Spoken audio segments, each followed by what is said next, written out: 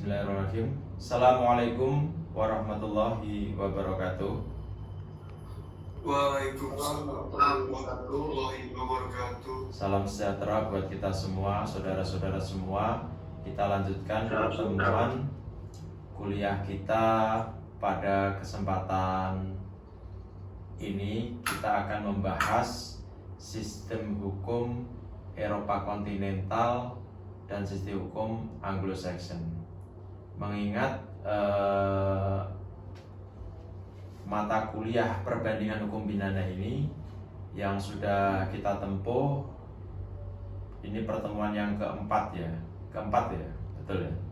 Nah, saya sudah menjelaskan sejarah, latar belakang, manfaat, metode mempelajari perbandingan hukum pidana itu seperti apa.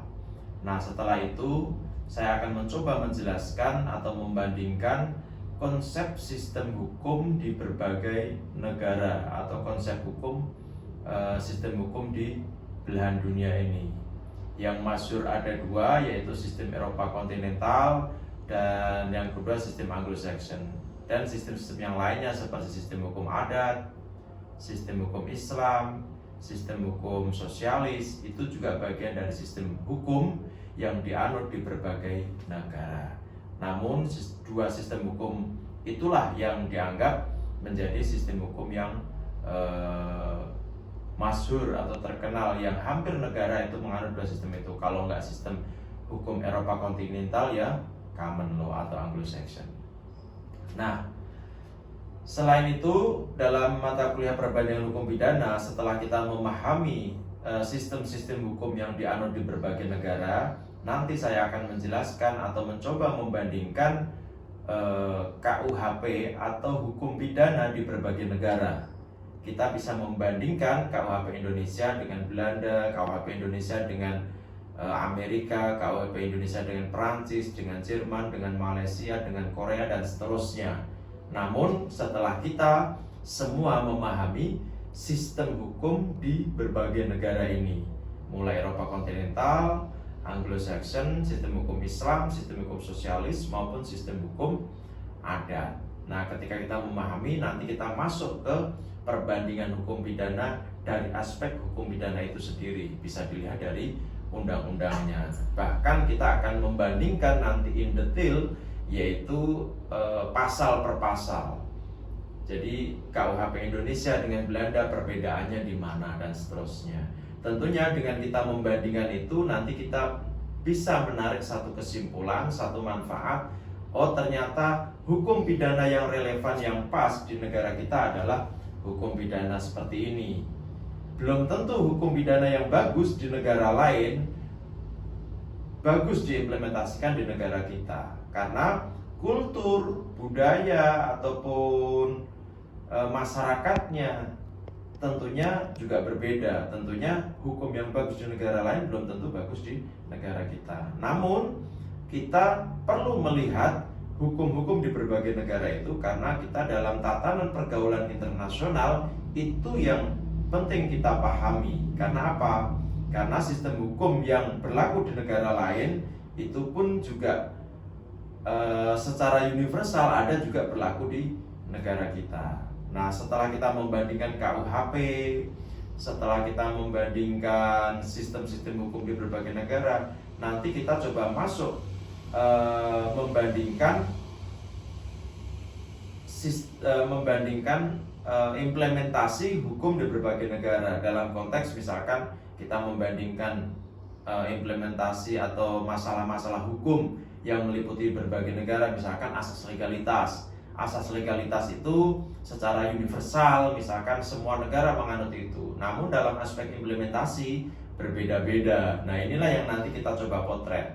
Sampai masalah pidana, pemidanaan, masalah residivis, masalah kesalahan, masalah hukum acara pidana di berbagai negara, nanti coba kita kupas sampai tuntas. Namun sebelum masuk itu, kita lanjutkan pada pertemuan yang lalu. Sedikit saya sudah menjelaskan terkait masalah sistem hukum Eropa kontinental.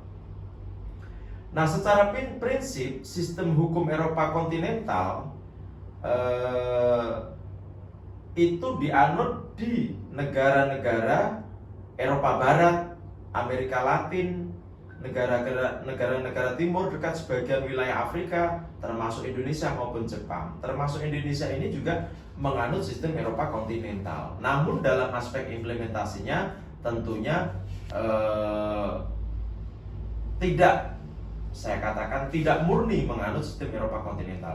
Secara prinsip menganut sistem Eropa kontinental, namun dalam praktik tidak sepenuhnya atau tidak murni menganut sistem Eropa kontinental.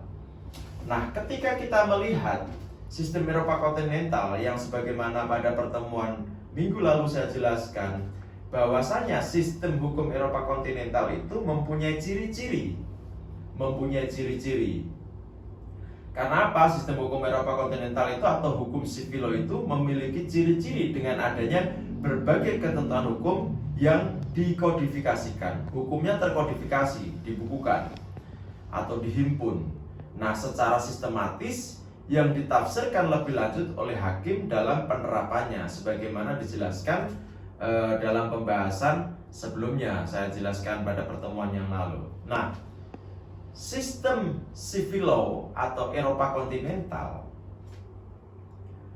mempunyai ciri-ciri, diantaranya pertama, bahwasanya sistem pemerintahan negara itu didasarkan pada kedaulatan rakyat. Itu salah satu ciri sistem Eropa kontinental, bahwasanya sistem pemerintahan negara itu didasarkan atas kedaulatan rakyat. Di sini rakyatlah yang berdaulat. Ketika kita lihat Indonesia sebagaimana konstitusi, bahwasanya dalam konstitusi kita diatur pasal 1 bahwasanya kedaulatan di tangan rakyat. Itu artinya kita ciri yang pertama ini menunjukkan bahwasanya kita ini menganut sistem Eropa kontinental atau civil law. Yang kemudian selain ciri tersebut, yang kedua yaitu pemerintah melaksanakan tugas dan kewajiban dengan berdasarkan hukum atau peraturan perundang-undangan. Jadi pemerintah dalam menjalankan satu pemerintahannya itu berdasarkan hukum atau berdasarkan perundang-undangan. Kalau kita lihat konstitusi kita, pasal 1 ayat 3, Indonesia adalah negara hukum. Artinya setiap tindak tanduk, setiap atau dalam hal menjalankan pemerintahan itu harus berdasarkan dengan undang-undang tanpa terkecuali. Artinya undang-undang itu mempunyai derajat yang paling tinggi dibandingkan dengan yang lainnya. Beda halnya dengan negara yang menganut sistem common law atau Anglo-Saxon.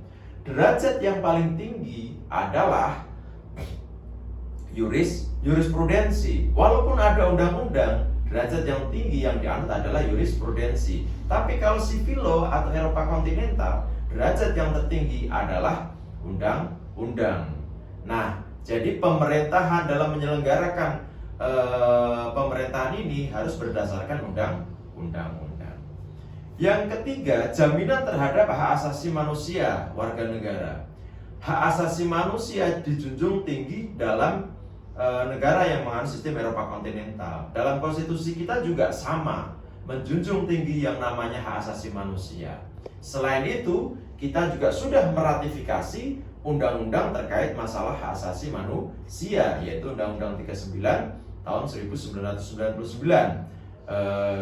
dari Konvensi Internasional tentang Human Rights. Artinya apa? Indonesia menganut atau menjunjung tinggi yang namanya hak asasi manusia. Warga negara dilindungi hak-haknya. Kemudian selain itu, ciri civil law atau ciri sistem hukum civil law diantaranya adalah adanya pembagian kekuasaan. Nah, di sini ada pembagian kekuasaan, dapat kita lihat dalam teori pembagian kekuasaan dalam aspek implementasi di Indonesia. Indonesia jelas menganut sistem trias politika, pembagian kekuasaan, ada eksekutif, ada legislatif, ada yudikatif. Nah, konsep pemisahan kekuasaan inilah yang disebut oleh negara yang menganut sistem civil law. Ini merupakan ciri negara yang menganut sistem civil law adalah adanya pembagian kekuasaan.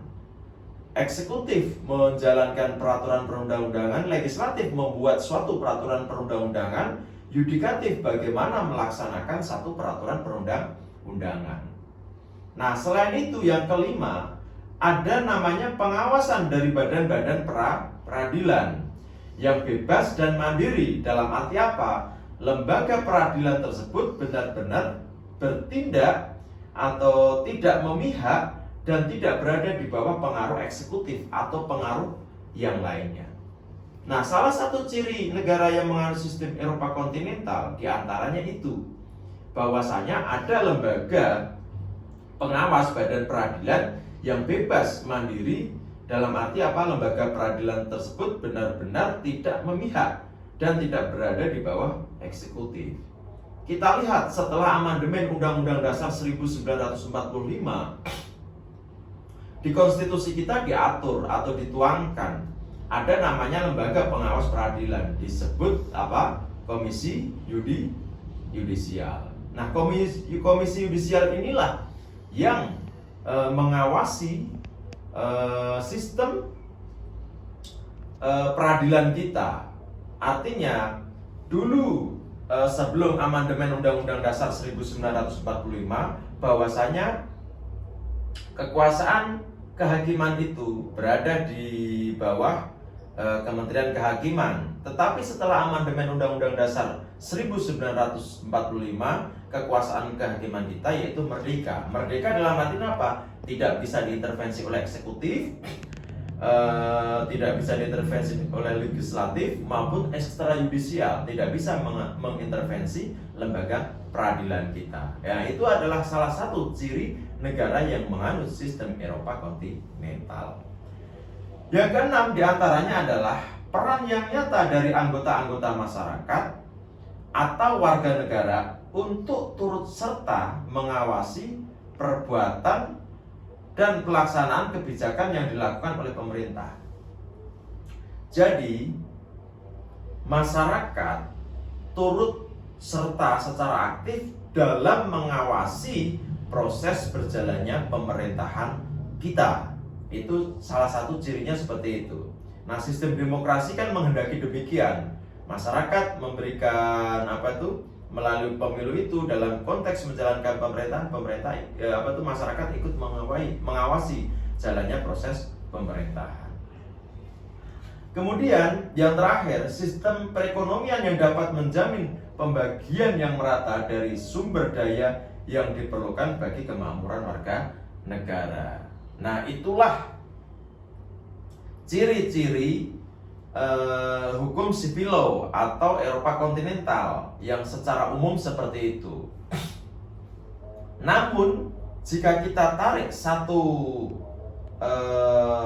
hal yang sifatnya lebih sempit lagi, sistem Eropa kontinental itu pun membedakan secara tajam antara hukum perdata maupun hukum publik, hak kebendaan dan perorangan, dan menggunakan kodifikasi keputusan hakim terdahulu yang bersifat tidak mengikat. Artinya apa? Jurisprudensi itu tidak mengikat. Yang membatasi di situ adalah yang mengatur adalah undang-undang. Tadi saya sampaikan kalau common law atau Anglo-Saxon itu putusan hakim itu mengikat, sifatnya mengikat. Jadi sistem hukum Eropa kontinental itu juga memiliki karakteristik. Nah, karakteristiknya seperti apa? Pertama, adanya kodifikasi. Bahwasanya negara yang menganut sistem Eropa kontinental, karakteristiknya biasanya apa? Adanya kodifikasi. Jadi di sini hakim tidak terikat kepada presiden, sehingga undang-undang menjadi sumber hukum yang utama. Sumber hukum hakim dalam memutuskan satu perkara itu adalah undang-undang. Dan sistem peradilan bersifat inkuisitorial. Nah, inilah salah satu karakteristik hukum Eropa kontinental. Nah, karakteristik utama yang menjadi dasar sistem hukum civil law adalah hukum memperoleh kekuatan mengikat. Karena apa? Diwujudkan dalam peraturan berbentuk undang-undang. dan tersusun secara sistematik dalam kodifikasi. Kita melihat hukum kita terkodifikasi. Misalkan KUHP kita terkodifikasi, ada buku 1, buku 2, dan seterusnya. Nah, karakteristik dasar ini dianut mengingat bahwa nilai utama yang merupakan tujuan hukum adalah apa? Kepastian hukum. Jadi yang ditekankan dalam hukum yang menganut negara sistem Eropa kontinental itu adalah, atau Sivilo adalah, menekankan adanya kepastian hukum. Nah, kepastian hukum hanya dapat diwujudkan jika atau manakala tindakan hukum manusia dalam pergaulan hidup itu diatur dengan peraturan perundang-undangan yang sifatnya apa? Tertulis. Nah, dengan tujuan hukum itu dan berdasarkan sistem hukum yang dianut, hakim tidak dapat leluasa menciptakan hukum yang mempunyai kekuatan mengikat secara umum. Jadi hakim tidak diberi keleluasaan dalam menciptakan hukum karena terpaku pada yang namanya undang-undang.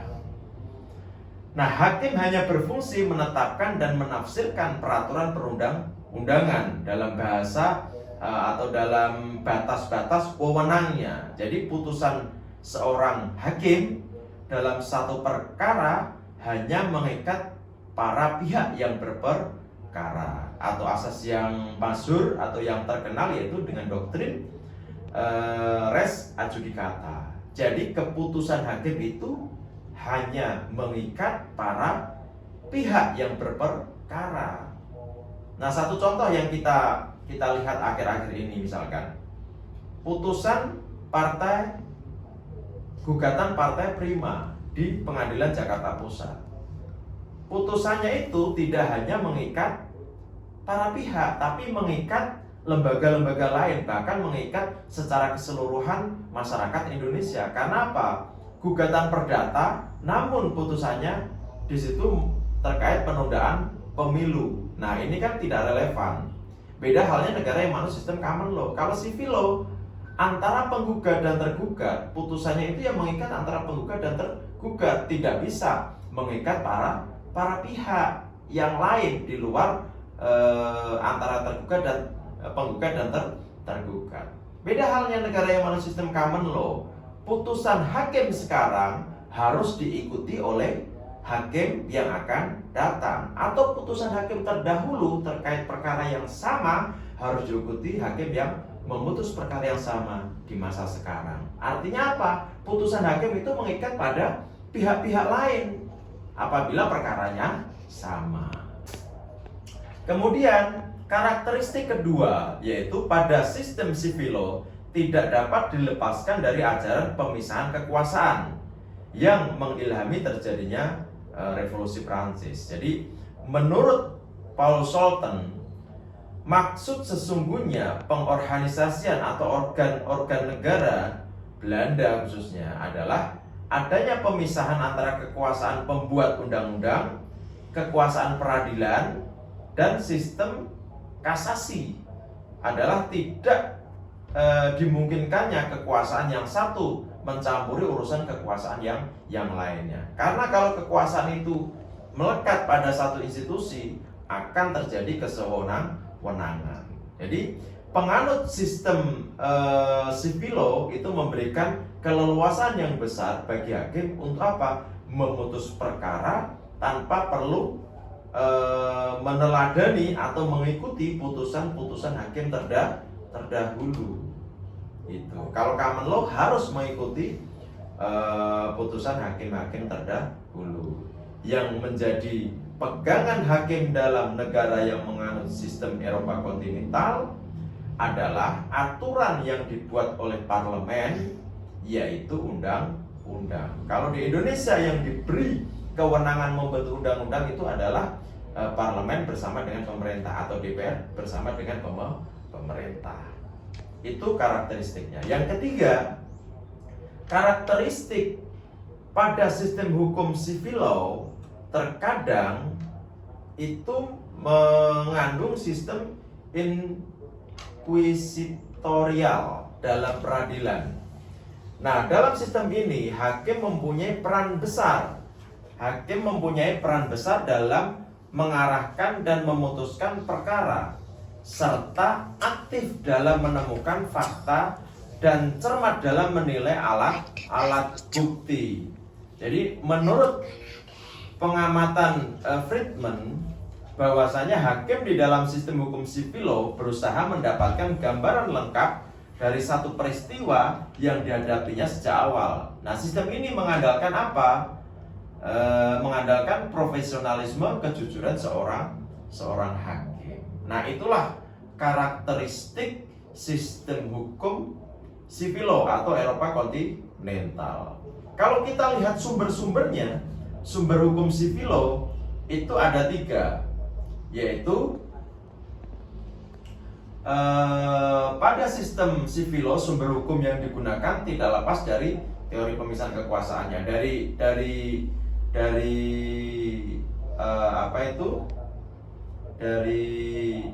sumber sistem civil law itu diantaranya adalah undang-undang yang dibentuk oleh legislatif itu menjadi sumber hukum yang utama. Selain itu, peraturan-peraturan hukum yang lainnya di bawah undang-undang.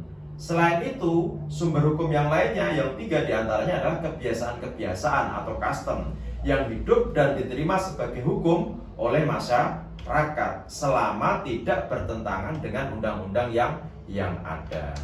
Nah, itulah ciri-ciri maupun sumber hukum sistem Eropa kontinental atau civil law. Nah, sampai di sini ada pertanyaan? Boleh Pak, izin Pak. Jadi gini Pak, saya ingin bertanya yang saya belum paham ya, atau saya masih kurang paham.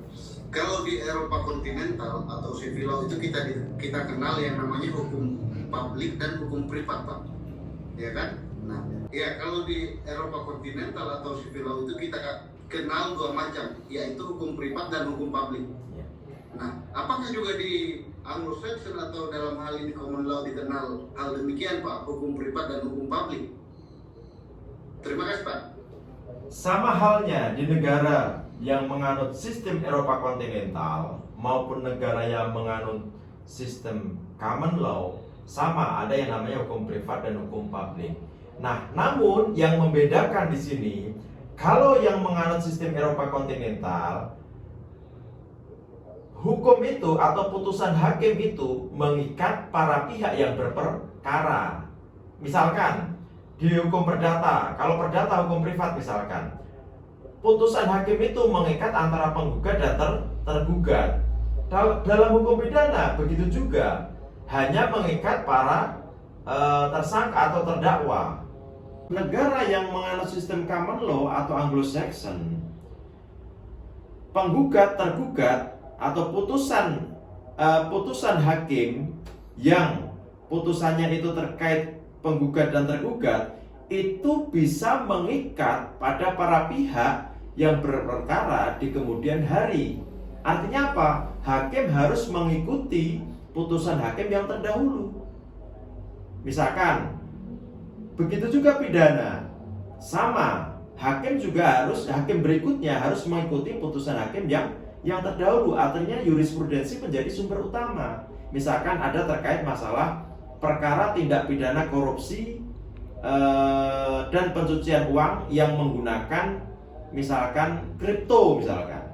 Putusannya kan belum ada. Sekarang hakim bisa memutus terkait itu. Di kemudian hari ada perkara yang sama, harus mengikuti jurisprudensi.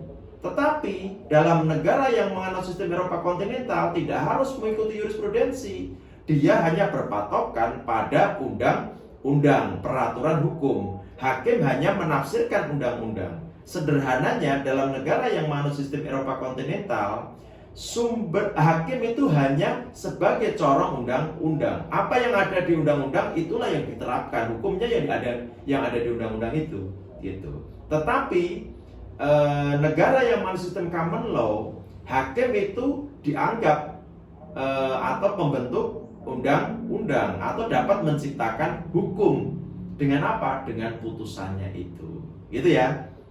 Oke, ada pertanyaan lagi, silakan. Seperti di Inggris ya, di Inggris itu kan tidak punya undang-undang dan tidak punya konstitusi kan. Tetapi di dalam penegakan hukum itu mereka hakim menggunakan jurisprudensi kan, putusan hakim terdahulu. Nah, maksud saya begini, apakah putusan hakim terdahulu dengan putusan hakim sekarang misalnya itu ditulis dalam sebuah kitab, Pak? Atau bagaimana dia bentuknya? Jadi gini, putusan hakim yang disebut itu preseden, itulah yang nanti menjadi jurisprudensi. Nah, karena negara seperti Inggris itu menganut sistem common law, karena sistem negaranya itu adalah kerajaan, ya kerajaan.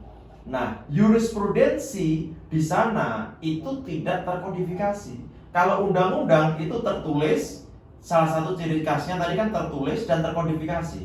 Kalau jurisprudensi itu menyebar, artinya apa? Tidak terkodifikasi. Itu salah satu negara yang menganut sistem common law. Nah, maka dari itu kelemahan negara yang menganut sistem common law artinya apa? Kepastian hukum itu kan diwujudkan dalam bentuk hal yang sifatnya tertulis. Nah, jurisprudensi itu adalah putusan hakim yang harus diikuti oleh hakim berikutnya. Artinya apa?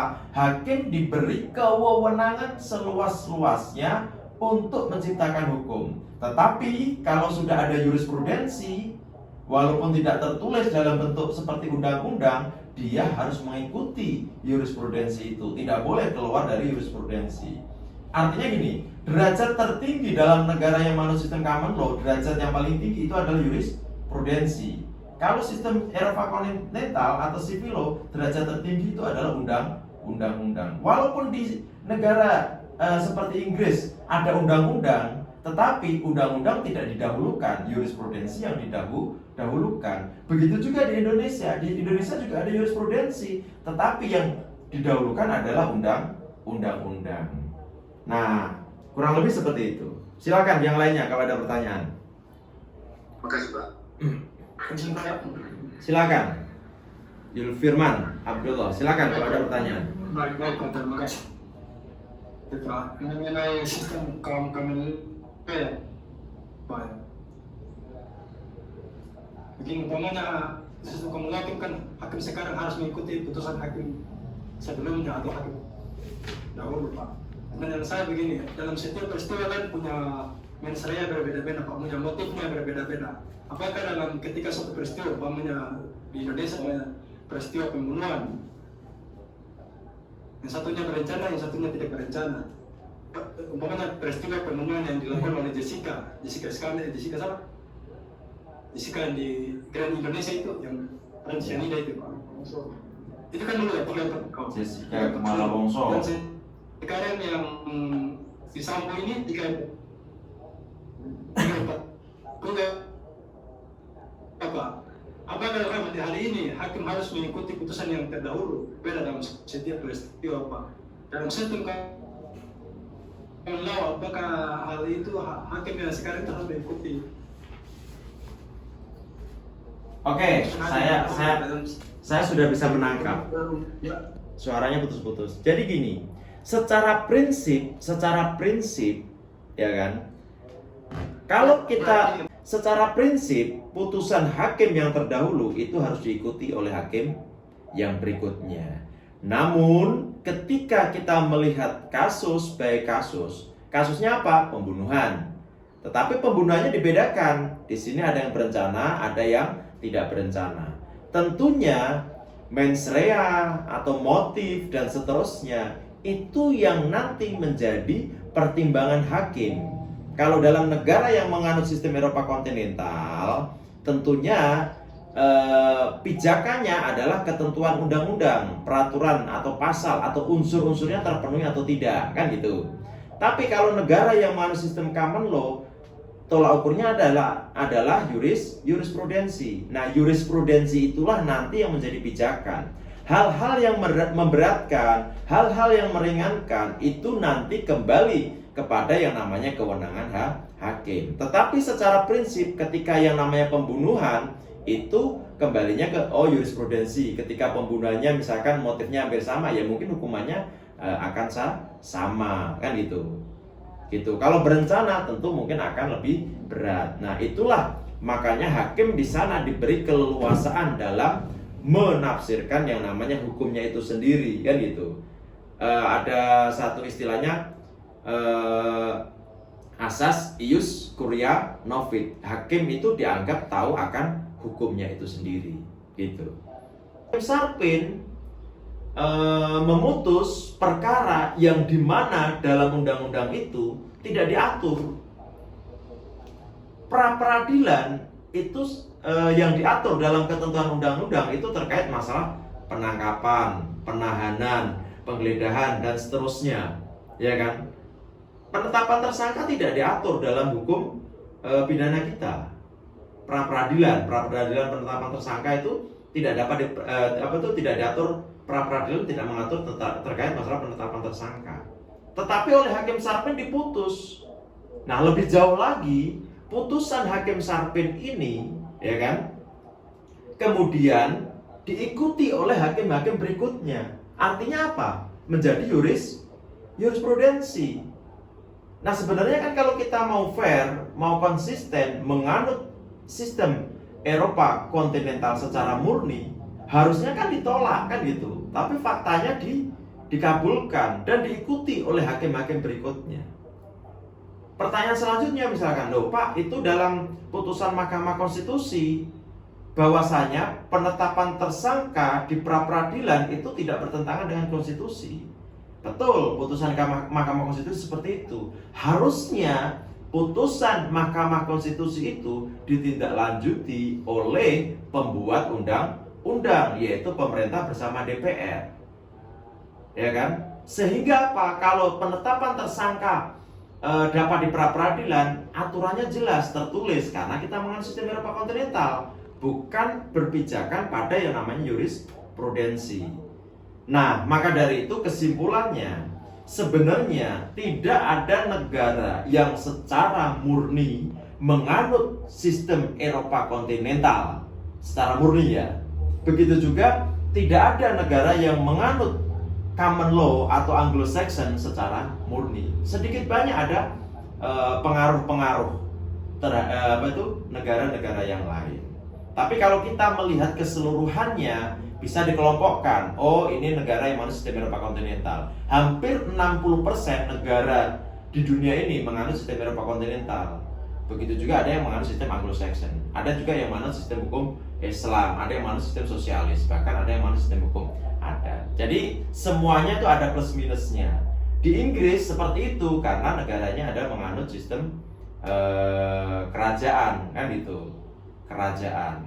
Jadi putusan hakim di sana ya tentunya menjadi jurisprudensi. Undang-undang peraturan itu derajatnya ya lebih tinggi yang namanya jurisprudensi. Jurisprudensi atau preseden putusan hakim itu memang tidak terkodifikasi seperti undang-undang yang ada di negara-negara yang menganut sistem Eropa kontinental. Jadi kurang lebih seperti itu. Semua negara saya menyimpulkan tidak ada negara yang murni menganut sistem Eropa kontinental maupun Anglo-Saxon. Kurang lebih seperti itu. Oke? Itu ya. Saya lanjutkan sedikit lagi ya. Sekarang saya lanjutkan, kalau kita melihat negara-negara yang menganut sistem civil law banyak sekali, hampir 60% lah di negara di dunia ini menganut sistem civil law. Misalkan Belanda, Spanyol, Portugal, Swiss, Polandia, Norwegia, Maroko, Rusia, banyak sekali. Jepang, Italia, Iran, termasuk Indonesia. Itu semua menganut sistem Eropa kontinental. Nah, kemudian sistem yang kedua yaitu sistem hukum Anglo-Saxon atau sistem hukum common law. Nah, sistem hukum Anglo-Saxon atau sistem hukum common law itu didasarkan pada jurisprudensi, yaitu keputusan hakim yang terdahulu menjadi dasar putusan hakim-hakim selanjutnya. Tadi saya sampaikan sepintas. Nah, dikatakan demikian karena apa? Karena sistem hukum Anglo-Saxon itu merupakan hukum yang dibuat berdasarkan adat atau tradisi yang berlaku dalam masyarakat dan keputusan para hakim. Jadi hukum itu berangkat dari kebiasaan yang ada di masyarakat. Pada mulanya sistem hukum ini tidak tertulis. Nah, akan tetapi peristiwa yang terjadi pada masa revolusi industri di Inggris telah memberikan warna dan pengaruh yang sangat besar terhadap perkembangan sistem hukum common law ini. Nah, sistem hukum common law yang sering disebut juga sebagai sistem Anglo-Amerika atau Anglo-Saxon itu merupakan sistem hukum yang berasal dari Inggris. Secara prinsip seperti itu. Kemudian sistem hukum common law itu lebih cenderung mengutamakan hukum kebiasaan, yaitu hukum yang berjalan dinamis sejalan dengan dinamika masyarakat yang ada dan berkembang pada saat itu. Nah, dalam sistem common law ini pembentukan hukum itu melalui lembaga peradilan dengan sistem jurisprudensi. Itu dianggap lebih baik agar hukum itu selalu sejalan dengan rasa keadilan dan kemanfaatan yang dirasakan oleh masyarakat secara nyata. Jadi hukum itu terus berkembang dan seterusnya. Kadang kan hukum itu dengan peristiwa itu lebih cepat karena pengaruh lebih-lebih sekarang ya, pengaruh teknologi dan seterusnya. Ya kan, kadang hukum tidak mampu menjangkau satu kemajuan teknologi dalam suatu negara. Nah, itulah salah satu kelebihan negara yang menganut sistem common law. Nah, common law adalah nama yang diberikan pada sistem hukum yang sejak abad 12 dan berkembang di negara Inggrisnya. Ungkapan common law itu telah dipergunakan sejak abad 13 untuk menyebutkan hukum negara Inggris secara keseluruhan sebagai kebiasaan daerah lokal yang berlaku di daerah-daerah wilayah Inggris. Kemudian disebut sebagai common law dan selama beberapa abad. Jadi itu berawal dari Inggris. Nah, kemudian dalam sistem hukum common law itu pun terdapat juga unsur-unsur diantaranya satu, hukum common law dalam arti sempit itu berasal dari hukum adat negara Inggris. Kalau kita maknai secara sempit ya, yang kemudian dikembangkan dengan jurisprudensi pengadilan atau disebut dengan istilah judgment law. Artinya putusan hakim itulah yang menjadi hukum. Nah, yang kedua, dalam sistem common law adanya hukum equity yang berkembang sejak abad 15 sampai dengan ke-16. Nah, kaedah-kaedahnya tetap berlaku sampai dengan sekarang. Yang ketiga, statute law yang merupakan hukum ditulis dalam undang-undang tidak begitu populer di negara yang menganut sistem common law itu, di negara-negara yang menganut sistem Anglo-Saxon. Jadi undang-undang itu tidak begitu populer. Yang populer itu adalah jurisprudensi.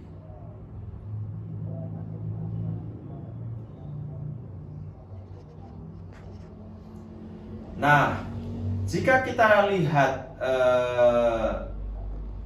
secara sistem hukum common law secara fundamental dalam perkembangannya dengan tatanan hukum Romanitis Eropa kontinental itu disebabkan beberapa hal. Misalkan jika kita lihat bahwasanya common law adalah sebuah judgment law, atau sedangkan peradilan hanya memainkan peran yang sangat kecil dalam pembentukan dan perkembangan tatanan hukum Romanitis.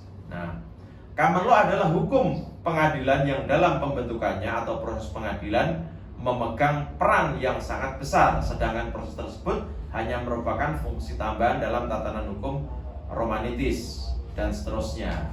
Jadi kalau kita lihat aspek sejarah, kalau kita lihat sejarah common law, sejarah singkat negara yang menganut sistem common law atau Anglo-Saxon. Nama Anglo-Saxon sebenarnya sejak abad ke-8 itu lazim digunakan untuk menyebut penduduk Britania Raya, yaitu bangsa Germania yang berasal dari suku-suku Anglia.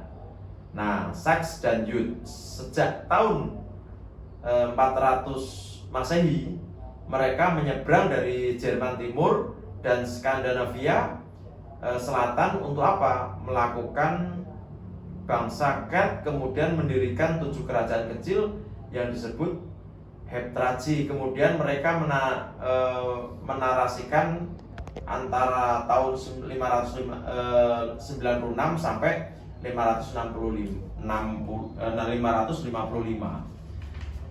Nah, namun dalam sistem hukum sistem hukum Anglo-Saxon, kalau kita lihat periodisasinya, common law bisa dilihat melalui 4 tahap. Pertama, dalam aspek sejarah ya, dalam aspek historis. Pertama, periode pertama yaitu sebelum penaklukan Norman pada tahun 1066. Periode kedua yaitu dari tahun 1066 ini hingga penggabungan Tudors 1485. Nah, pada periode ini berlangsung pembentukan common law, yaitu penerapan sistem hukum common law secara luas dengan menyisihkan kaidah-kaidah lokal. Biar perkembangan atau penyebaran negara-negara yang menganut sistem hukum baik Eropa kontinental maupun common law itu biasanya dipengaruhi karena perang. Ya, biasanya negara satu menjajah yang lain, di sisi lain itu juga menerapkan hukumnya itu. Periode ketiga yaitu dari tahun 1485 sampai dengan tahun 1832. Pada periode ini berkembang sistem kaidah lain yang disebut dengan kaidah equity. Nah, sistem kaidah ini berkembang di samping common law dan fungsi melengkapi dan pada waktu tertentu menyaingi common law itu sendiri. Nah, periode yang keempat, periode terakhir, bahwasanya periode keempat yaitu pada tahun 1832 sampai dengan sekarang. Nah, periode ini merupakan periode modern bagi sistem hukum common law. Pada periode ini, sistem hukum common law itu mengalami perkembangan dalam penggunaan hukum yang dibuat dalam perundang-undangan. Artinya, sistem hukum ini tidak bisa lagi hanya mengandalkan pada perkembangan yang tradisional, dan untuk menghadapi kehidupan modern, sistem hukum common law semakin terbuka dan menerima campur tangan dari pemerintah dan badan-badan administrasi negara. Artinya yang saya sebutkan tadi, akhirnya negara yang menganut sistem common law ini pun juga dipengaruhi sistem-sistem hukum Eropa kontinental. Artinya satu sistem hukum satu dengan yang lainnya saling mempengaruhi. Nah, kalau kita lihat ciri-ciri negara atau ciri-ciri hukum Anglo-Saxon, diantaranya adalah bahwasanya untuk mengetahui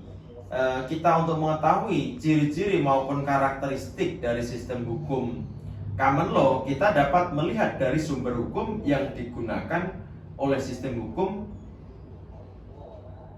Di antaranya yang digunakan adalah custom atau kebiasaan, legislation, dan case law. Nah, 3 itulah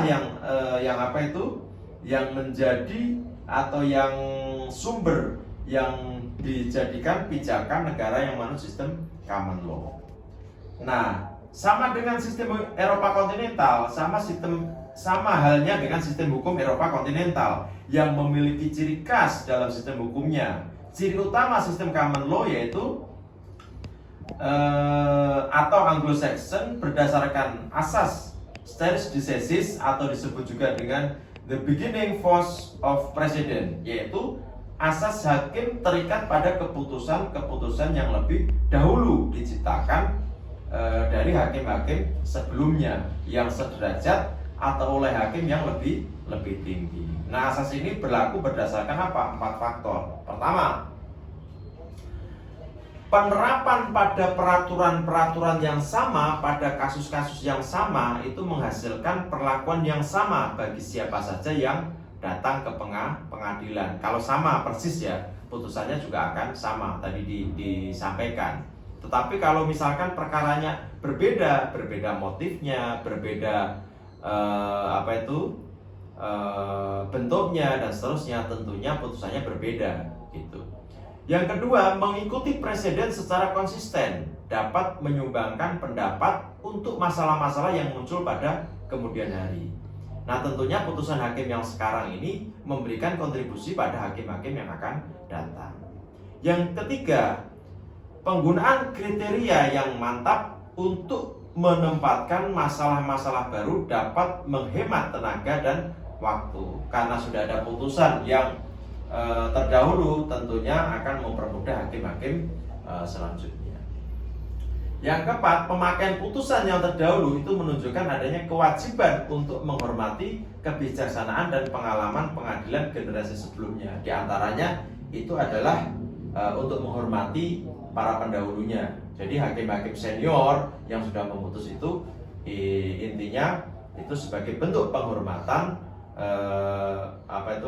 pengalaman pengadilan generasi sebelumnya. Jadi dengan demikian dapat ditarik satu kesimpulan mengenai ciri-ciri yang utama dari sistem common law, yaitu pertama, tidak ada perbedaan secara tajam antara hukum publik dan hukum perdata.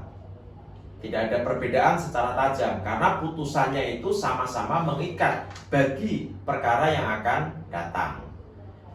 Tidak hanya mengikat pada para pihak yang berperkara saja. Yang kedua, tidak ada perbedaan antara hak kebendaan dan perseorangan. Yang ketiga, tidak ada kodifikasi, tidak terkodifikasi, ya, tidak terkodifikasi. Yang keempat, keputusan hakim terdahulu itu mengikat hakim yang kemudian, yaitu disebut asas preseden atau straight decisis. Nah, itulah secara prinsip ciri-ciri negara yang menganut sistem common law atau Anglo-Saxon. Nah, kalau kita melihat sumber hukumnya, sumber hukum Anglo-Saxon itu ada 4. Pertama, yaitu adalah jurisprudensi. Nah, jurisprudensi itu apa? Yaitu hakim mempunyai wewenang yang luas untuk menafsirkan peraturan hukum dan menciptakan prinsip hukum yang baru, yang itu berguna sebagai pegangan bagi hakim yang lain dalam memutuskan perkara sejenis. Nah, dalam hal ini hakim terikat pada prinsip hukum dalam putusan pengadilan yang sudah ada dari perkara-perkara sejenis terdahulu. Itu yang disebut jurisprudensi. Itu sumber hukum utama Anglo-Saxon. Yang kedua, yaitu statutory law, yaitu peraturan yang dibuat oleh parlemen di Inggris misalkan, seperti layaknya undang-undang dalam sistem Eropa kontinental. Nah, statutory law itu merupakan sumber hukum kedua setelah jurisprudensi. Untuk melaksanakan statutory law dibuat perangkat peraturan pelaksana oleh instansi-instansi pemerintah yang bersangkutan. Nah, fungsi statutory law hanyalah pelengkap dari common law yang kadang-kadang memiliki satu celah-celah dan tidak ditunjukkan untuk mengatur permasalahan secara menyeluruh. Jadi undang-undang tidak mempunyai satu kewajiban untuk mengatur secara menyeluruh. Sumber ketiga yaitu custom, yaitu kebiasaan yang bersumber kebiasaan yang sudah berlaku selama berabad-abad di Inggris sehingga menjadi sumber nilai. Jadi sesuatu kebiasaan yang sudah dari turun temurun sehingga menjadi sumber nilai. Nah, dari nilai-nilai inilah hakim menggali dan membentuk norma hukum. Dari nilai-nilai yang tumbuh di masyarakat ini, hakim membentuk norma hukum. Nah, custom ini dituangkan dalam putusan pengadilan. Eksekusinya dalam putusan pengadilan. Di Inggris dikenal 2 macam custom, yaitu local custom atau kebiasaan setempat dan commercial custom atau kebiasaan yang menyangkut perdagangan. Yang keempat, sumber hukum Anglo-Saxon itu adalah reason atau akal sehat. Nah, berfungsi sebagai apa? Sebagai sumber hukum jika sumber hukum yang lain tidak memberikan penyelesaian terhadap perkara yang sedang ditangani oleh hakim. Jadi kalau belum ada jurisprudensi dan seterusnya, hakim dituntut menggunakan akal sehatnya. Artinya tidak ada norma hukum yang mampu memberikan penyelesaian perkara yang sedang diperiksa. Makanya akal sehat itu digunakan oleh hakim. Dengan reason, para hakim ini dibantu untuk menemukan norma hukum untuk memberikan satu keputusan dalam perkara yang dihadapi. Jadi dengan demikian dapat disimpulkan bahwa sumber hukum dalam sistem common law itu selain keempat sumber tertentu tadi, ada juga putusan hakim atau pengadilan yang bersifat mengikat pada hakim-hakim yang lainnya. Jadi melalui putusan hakim yang mewujudkan kepastian hukum tersebut, prinsip dan kaidah hukum dibentuk dan menjadi kaidah yang mengikat secara umum. Jadi selain putusan hakim, kebiasaan dan peraturan tertulis dari undang-undang dan peraturan administrasi negara juga diakui, tetapi tidak banyak mendominasi, walaupun landasan terbentuknya kebiasaan dan peraturan tertulis itu berasal dari putusan dalam pengadilan. Jadi kurang lebih secara umum ketika kita melihat secara utuh negara yang menganut sistem Eropa kontinental, sumber hukumnya seperti apa, common law sumber hukumnya seperti apa, terus ciri-cirinya seperti apa, civil law, common law ciri-cirinya seperti apa, kita sudah bisa membandingkan. Nanti tinggal kita pelajari tambahannya, yaitu negara yang menganut sistem Islam misalkan, sosialis misalkan, atau negara yang menganut sistem hukum adat misalkan.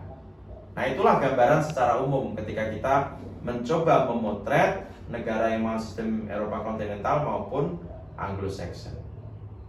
Silakan kalau ada pertanyaan sebelum saya akhiri. Izin mau bertanya, Pak. Ya. Jadi begini, Pak. Setahu saya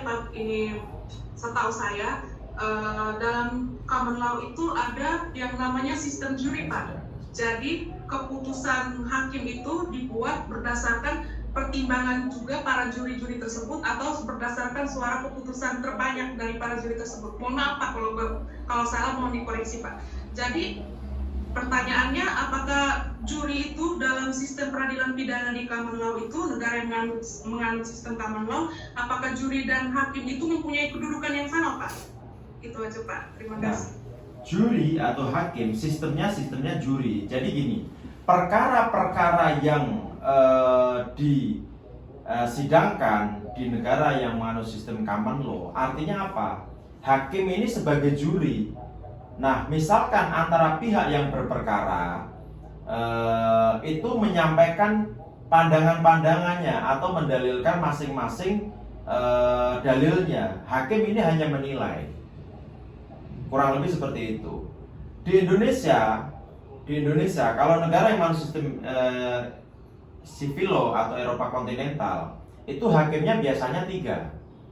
Hakimnya ganjil atau 3. Nah, inilah masing-masing pihak yang berperkara ini diberi kewenangan yang sama dalam menyampaikan argumentasi. Hakim ini hanya sebagai juri, menilai terhadap putusan tersebut. Beda halnya dengan Eropa kontinental. Nah, jaksa di sini mewakili negara. Nah, sedangkan hakim akan menilai satu fakta-fakta berdasarkan apa yang disampaikan oleh jaksa. Kurang lebih seperti itu. Nah, di Indonesia yang hakim hanya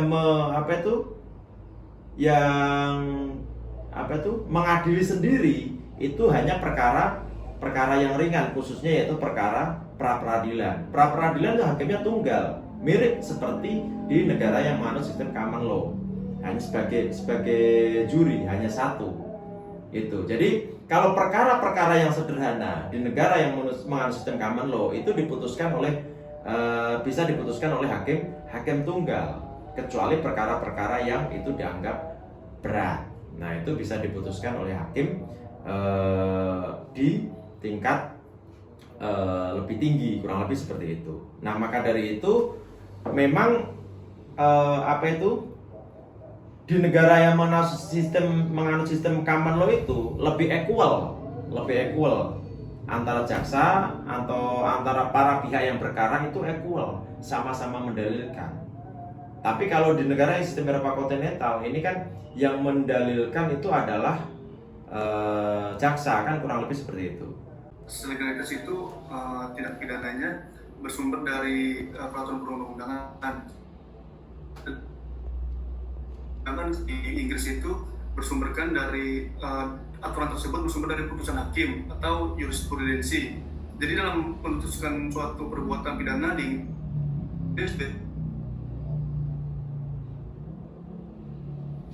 Putus-putus. bersumber efektif mana Pak dalam memutus perkara, yaitu dalam bentuk peraturan perundang-undangan atau putusan dari hakim tersebut Pak. Terima kasih Pak. Oke, jadi gini, ketika kita melihat asas legalitas itu adalah asas yang sifatnya universal.